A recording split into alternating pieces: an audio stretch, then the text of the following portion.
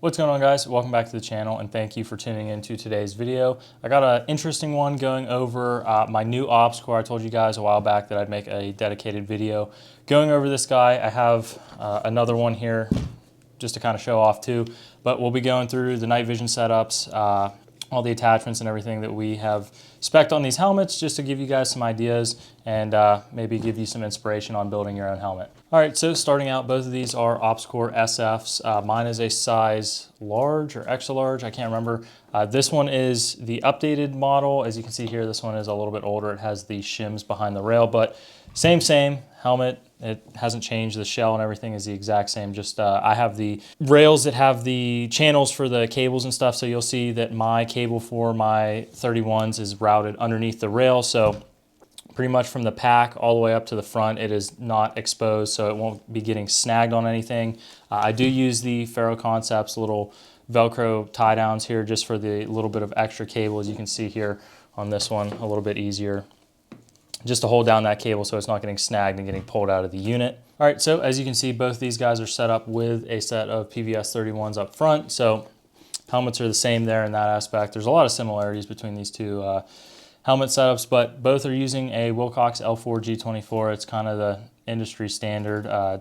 Unfortunately, I feel like now their quality control is a little bit lax versus what it used to be. The newer mounts are a little bit looser and they're kind of super wobbly and stuff. So having a good sort of retention for these is imperative.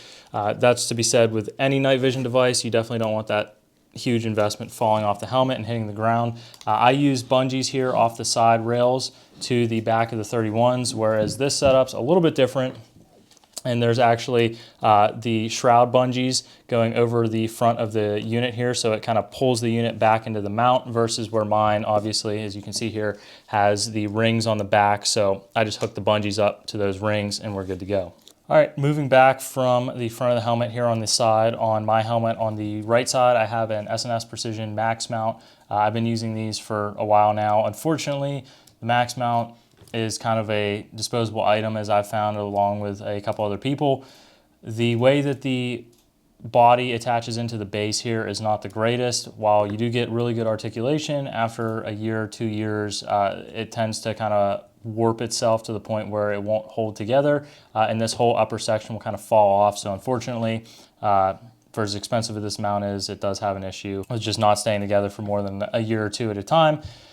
Moving back from there, I do have Comtac 5s on this helmet, so I'm using just the factory Opscore, or Peltor, excuse me, adapters here to put them on the rails. These also have broken on me, so I have them permanently affixed in so they don't pop out anymore. Unfortunate that they are an expendable item, but versus the Max mount, this is $60, this is a couple hundred, so I'd much rather spend $60 than a couple hundred. All right, moving to the back of both of these helmets, they're set up identical. Both have V-lights. I was using a Manta strobe, as you guys know, but it is just a little bit too bright for a lot of people's night vision devices. So when you're out on the range, even on the Viz setting, not even a strobe, it is insanely bright. So switch out to a V-light so it's a little bit less taxing on everybody else's nods. Both of these helmets are using the Licentia Arms PVS31 pack holder. It is, in my opinion, the best one on the market. I like all the features that it has. I think using it as a counterweight with like a 10-round PMAG is kind of gimmicky, but you can do it. Using it with the PVS31 pack really works fantastically well, in my opinion.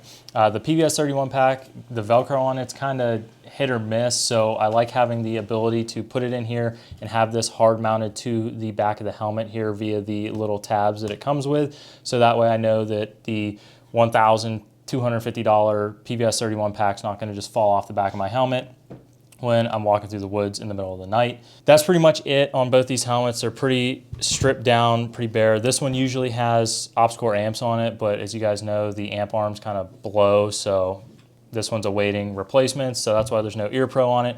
But other than that, both these helmets are set up pretty much identical, very kind of simple. They work really, really well.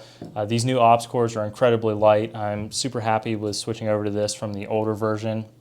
If you guys have the coin, I would definitely cop an SF just because of the weight reduction. Save your neck.